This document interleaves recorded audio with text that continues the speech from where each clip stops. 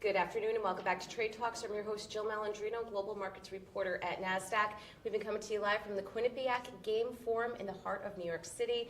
Joining me for this segment is Dr. Ellman. He's the president of the Blue Collar Investor. We're going to focus on the basics of covered call writing. Thank you very much for joining us. Pleasure to be here. Today at G.A.M.E. And so let's get right into it. What is covered call writing and how does it enhance portfolio returns? Well, covered call writing is a strategy that embraces two other strategies. First, we have stock buying and selling, which most of your viewers are familiar with. But then we also have option selling.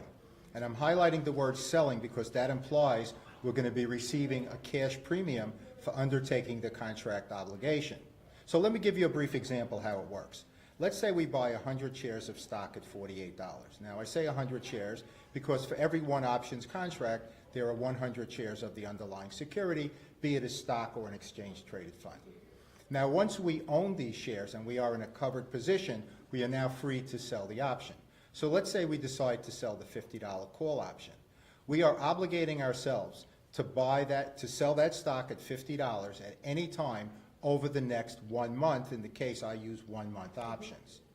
Now, at the end of the month, there are two major outcomes. Either the stock remains under the $50 agreed upon sales price, in which case the option expires worthless, or the stock pops above the $50 strike price, and if we take no action to buy back the option, the shares will be sold at the agreed upon $50 sales price. So if we generate a premium, let's say $1.50 on the sale of that option, or $150 for the 100 shares, we now have generated $150 cash into our account. Right. Now, if the price goes to 50, we also have generated an additional $200.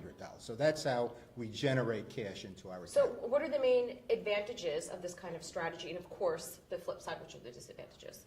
Well, one of the main advantages is of all the low-risk strategies that I've tried over the years, this is the one that generates the higher return. So you tend to migrate towards where you've had the most success. Mm-hmm. But also, you can reinvest your money and compound your money instantly. Let's say you had a large account of let's say $300,000, and you're generating $10,000 cash every month into your account by selling options. Well, you could take that $10,000, reinvest it, buy more shares, and now sell options on those shares. So that's another advantage of covered call writing. And let me give you one more very important one, and that is our government and almost every brokerage I know of allows us to use this strategy in self-directed IRA accounts because it's considered intuitive and low risk.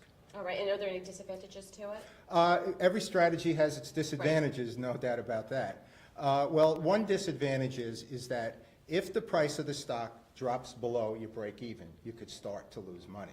So if you bought a stock at 48 and sold a 50 call for $1.50, once it starts moving under 46.50, you start losing money. But that's really on the stock side.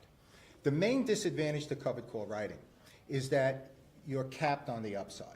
So if we did that example again, where you buy a stock at 48, sell the 50 call, if the price goes up to 55, we cannot participate in that additional $5. So right. The most we can get is 50. What are the most common mistakes made by retail investors when they start with the covered call writing strategy?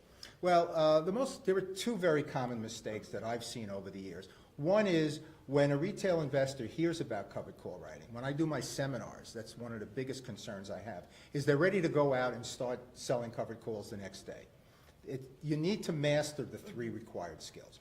What underlying stock or ETF are we going to use? What option are we going to select? And then position management. What do we do to mitigate situations or enhance situations during that contract? Mm-hmm. So they get too excited and they get involved too quickly. The other major mistake is they look for underlying securities that give the highest option premiums. Now, it may look very nice to get a high return, but by getting that higher return, we're at risk of a very volatile underlying security. So we're taking a conservative strategy and we're converting it into a risky strategy. So we should avoid very volatile stocks that return very high premiums. All right, and to wrap up, I want to go back to stock selection. When you look at a stock, when you look at an ETF, which is the best one to select for this particular strategy? Well, let me phrase it this way. One size doesn't fit all. Right. Now, for me, within the framework of a conservative strategy, and I'm not a cowboy here, but I have a little higher risk tolerance, so I'm going to go for growth in tech companies. Recently, I've done stocks with, let's say, NVIDIA or PayPal or Intel, Grubhub. Those are some stocks I've used recently in my portfolio. But in my mom's account, which is more conservative, I'll use ETFs. Right. And I might use the select sector spiders that are performing the best at the time. XLY, for example, is one that I've used recently. The Qs from the Nasdaq exchange have been very, very good in my portfolio for many years. That's probably the one I've used the most. And recently, semiconductor ETFs like SMH or SOXX have been very, very useful for covered call writing. All right. Well, thank you very much for joining us today at G.A.M.E.